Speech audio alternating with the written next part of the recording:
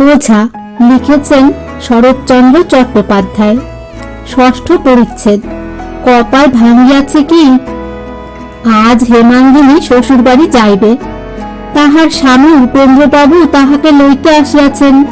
নলিনী বহু দিবস হেমার সহিত দেখা করিতে যায় নাই, তাই আজ হেমা অনেক দুঃখ করিয়া তাহাকে যাইতে লিখিয়াছে।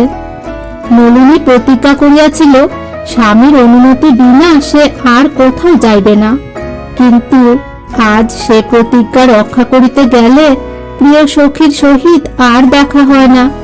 নলিনী বড় বিপদে পড়িল। হেমা লিখিয়াছে তাহারা 3টার ট্রেনে রওনা হইবে। তাহা হইলে স্বামীর অনুমতি লওয়া কি করিয়া হয়। বহু কুতর্কের পর নলিনী যাওয়াই স্থির করিল। যাইবার সময় দাসীকে সে বলিয়া দিল যেন ঠিক 3টার সময় রায়দের বাড়িতে গাড়ি পাঠানো হয়। গাড়ি পাঠানো হইয়াছিল, কিন্তু হেমার 3টার ট্রেনে যাওয়া হইল না। সুতরাং সে নলিনীকে কিছুতেই ছাড়িয়া দিল না। অনেক জিদ করিয়াও সে হেমার হাত এড়াইতে পারিল না। হেমা আজ অনেক দিনের জন্য চলিয়া যাইতেছে। কতকাল আর দেখা হইবে না, সহজে কে ছাড়িয়া দেয়। বাড়ি ফিরিতে বিলম্ব হইলে স্বামী রাগ করিবেন, এ কথা বলিতে নলিনীর লজ্জা হইতেছিল। সহজে এ কথা কে বলিতে চাহে, এ হীনতা কে স্বীকার করে, বিশেষ এই বয়সে। অবশেষে সে কথাও সে বলিল, কিন্তু হেমা তাহা বিশ্বাস করিল না। সে হাসিয়া বলিল, বোকা বুঝিও না, রাগারাগির ব্যাপার আমি ঢের বুঝি। উপেনবাবুও অনেক রাগ করতে জানেন। কথাটা হেমা হাসিয়া উড়াইয়া দিল, কিন্তু নলিনী মর্মে পীড়া পাইল। সকলের স্বামী কি এক ছাঁচে গড়া, সকলে কি উপেনবাবুর মতো। নলিনী যখন ফিরিয়া আসিল তখন রাত্রি 10টা বাজিয়া গিয়াছে। আসিয়া সে শুনিল বাবু বাহিরে শয়ন করিয়াছেন। মাতঙ্গিনী ওরফে মাতু, নলিনীর বাপের বাড়ির ঝি, সে নলিনীর সহিত আসিয়াছিল। অনেক দিনের লোক, বিশেষ সে নলিনীকে অত্যন্ত স্নেহ করিত। তাই সে নলিনীকে আজ বিলক্ষণ 10 কথা জানাইয়া দিল। বাড়ির মধ্যে সেই কেবল জানিত। সত্যবাবু বিলক্ষণ রাগ করিয়াই বাহিরে শয্যা রচনা করিবার আদেশ দিয়াছিলেন।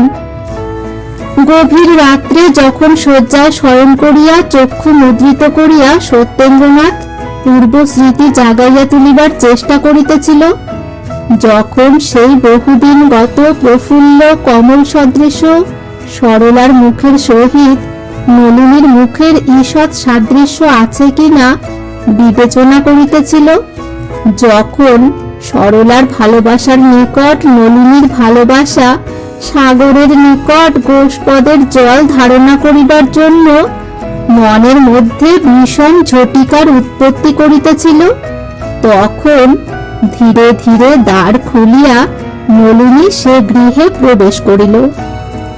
সত্যেন্দ্র চাহিয়া দেখিল নলিনী। নলিনী আসিয়া সত্যেন্দ্রর পদতলে বসিল। সত্যেন্দ্র চক্ষু মুদ্রিত করিল।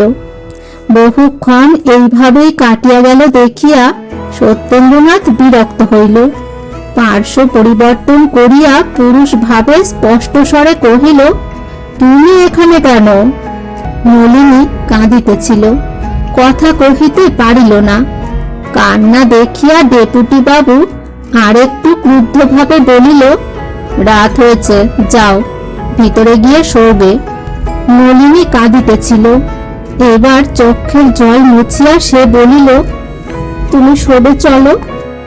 সত্য ঘাড় নাড়িল, বলিল, আমার বড় ঘুম পেয়েছে, আর উঠতে পারবো না। কাঁদিলে সত্যেন্দ্র বিরক্ত হয়। নলিনী চক্ষের জল মুছিয়াছে, স্বামীর কাছে আর সে কাঁদিবে না। ধীরে ধীরে পায়ের উপর হাত রাখিয়া নলিনী বলিল, এবার আমাকে ক্ষমা করো, এখানে তোমার বড় কষ্ট হবে, ভিতরে চলো।